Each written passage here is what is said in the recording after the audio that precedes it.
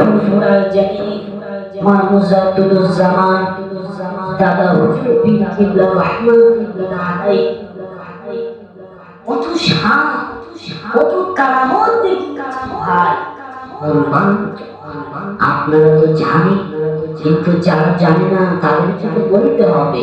Olya উলিয়া না আপন ওলিয়া উলিয়া খুশি আলেম ওলামা বলে ওলিয়া উলিয়া না। এবার না জানেন এই ভারত বাংলা জমিনে ইসলাম প্রচার করেছিল কারা?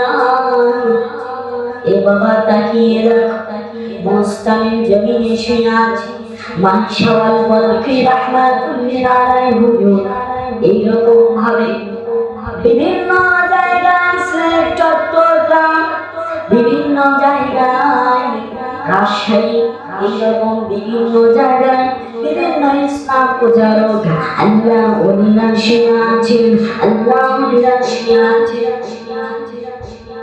আল্লাহ ওলিদের মাথা। এখন যদি ইসলাম প্রচার হিন্দু বাটা হিন্দু ছিল, মুসলমান তোমরা ছিল না, হ্যাঁ হ্যাঁ গলিও হ্যাঁ মহল্লা पर नहीं मंदिर था, नहीं মাদ্রাসা নেই था। অর্থাৎ আগে গলি পাড়া মহল্লা নতুন নতুন মন্দির ছিল, নতুন নতুন এখনকার মতো মাদ্রাসা মসজিদ ছিল না। এগুলো কাদের দ্বারা এসেছে? হক্কানি রব্বানি আল্লাহ ওলিদের কারণে এসেছে। হক্কানি রব্বানি আল্লাহ ওলি। অনেকে আবার ওলিদের ব্যবসা করে, সংক্ষিপ্ত আমি বলি আউলিয়াদের সামনে আজকে বলছি, ওই আউলিয়া যে কি করেছে বাংলা সেটা সামনে আলোচনা শেষ হবে। আমি বলতে চেয়েছিলাম ভারতবর্ষের হুগলি জেলার জমিনে আমার মুজাদ্দুজ্জামান দাদা হুজুর পীর কিবলা রাহমাতুল্লাহ আলাইহি শুয়ে আছেন। দাদা হুজুর পীর কিবলা রাহমাতুল্লাহ আলাইহি ভারতবর্ষ থেকে বাংলাদেশে ওয়াজ করতে আসবেন। বাংলাদেশের নোয়াখালী গ্রামে, নোয়াখালী জেলা চেনেন? নোয়াখালী জেলা, যে জেলার মানুষ খুব চালা, যেমন আমরা বগুড়ার এক নাম চিনে, বগুড়ার লোক অন্য এলাকার লোক হতে পারে, গাইবান্ধার লোক বগুড়ার মতো হতে পারবে, রংপুরের লোক বগুড়ার মতো হতে পারবে, নোয়াখালীর লোক বগুড়ার মতো হতে পারবে, বগুড়ার লোক নোয়াখালীর মতো হতে পারবে না। আমার মুজাদ্দুজ্জামান উদৌলানা আমিরুশ শরিয়ত হযরত দাদা হুজুর পীর কিবলা রাহমাতুল্লাহ আলাইহি ভারতবর্ষের হুগলি জেলা থেকে বাংলাদেশে ওয়াজ করতে আসছে, মিশালে সোয়াব করতে আসছে। লক্ষ লক্ষ ভক্ত মুরিদ তার মুরিদানা তার বাংলাদেশে আসছে। নোয়াখালী জেলায়, নোয়াখালী জেলাতে ছড়িয়ে গেল ভারতবর্ষ থেকে যেন একজন হক্কানি রব্বানি আল্লাহ ওলি আসছে। লোকেরা এখন বুদ্ধি পরামর্শ করলো, লোকেরা এখন চিন্তা করলো কেমন পীর হক্কানি রব্বানি, কেমন পীর আমরা জাস্টিফাই করব। ভালো পীর না খারাপ পীর, মন্দ পীর না ভালো পীর, অর্থাৎ হক পীর না ভুল পীর মানে ভণ্ড, এইরকম নাউজুবিল্লাহ এরকম কথাবার্তা তারা পরীক্ষা করতে চাই। পরীক্ষা করার জন্য, জাস্টিফাই করার জন্য তারা একজন একটা বাবার একটাই সন্তান আছে, জীবিত সন্তানটাকে দাফন করিয়ে খাটের ওপর শুয়ে জীবিত সন্তানকে রেখে দিল।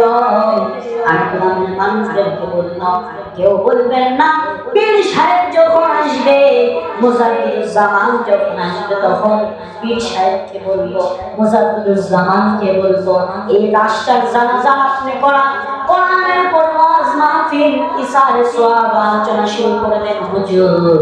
এই কথা যদি বললেন, গ্রামের লোকগুলো বললেন। এর মধ্যে আমার সংক্ষেপ করে দিলাম অনেক বড় কথা। এর মধ্যে আমার মুজাদ্দুজ্জামান দাদা হুজুর পীর কিবলা রাহমাতুল্লাহ আলাইহি এসে পড়েছেন। এসে পড়ার পরে লোকজন বলতেছে হুজুর ওয়াজ শুরু করবেন না আপনি, আগে এই মাইয়াটা কিছুক্ষণ আগে মারা গিয়েছে, এই মাইয়াটার জানাজা করে দিলাম। আমার দাদা হুজুর মুজাদ্দিদুজ্জামান বলতেছে বাবা এটা তো ইমাম সাহেবের হক, পাড়া মহল্লা, আমি কেন করব? ইমাম সাহেব আছে, ইমাম সাহেব ওনারা করুন, এটা পাড়া মহল্লা, আমার তো করা না হুজুর না।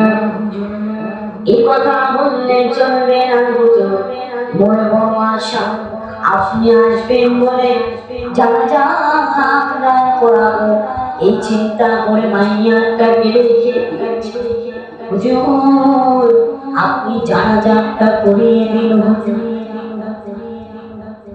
আমার মুজাদ্দিদুজ্জামান না না না না করে এত আগুন বিরতি করার পর আমার মুজাদ্দিদুজ্জামান বলল বাবা যাও পানি নিয়ে আসো, ওযু করে নি। আমার মুজাদ্দিদুজ্জামান ওযু করে নিয়ে জানাজাটা করলেন। বলল মাইয়াটা বাবাকে ডাক দাও। বলল বাবাজি আপনি মাইয়াটার বাবা? বলে হুজুর হ্যাঁ। আপনার সন্তান তো মারা গেছে? লোকটা বলে হ্যাঁ আমার একটা সন্তান মারা গিয়েছে হুজুর। কান্নার মতো ভান করছে। দাদা হুজুর বলল সত্যি মারা গিয়েছে? বলে হ্যাঁ হুজুর। আচ্ছা যাও বাবা জানাজারে কাতার হয়ে যাও, জানাজা নামাজ হবে দাঁড়িয়ে।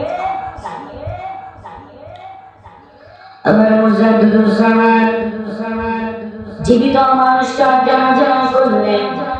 জানাজা শেষ করার পরে মাইয়াটার কাছে যখন এলাকার লোকজন বাবা চলে গেল, মাইয়াটা লড়েও না চড়েও না। জানাজা করার পরে লোকটা মারা গিয়েছে, অনেকক্ষণ যাচ্ছে বাড়ি করার পর মারা গেছে।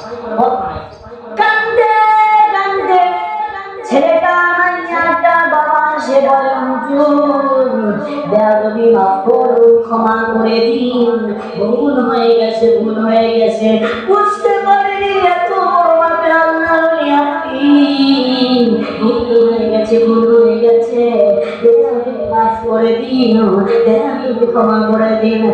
এই ঘটনা বললে বৃত্তান্ত আমার এই সন্তানটাকে আপনাকে জাস্টিফাই করবার জন্য, আপনাকে পরীক্ষা করার জন্য আমি জীবিত সন্তানটাকে লাশ বানিয়ে জানাজা করেছি।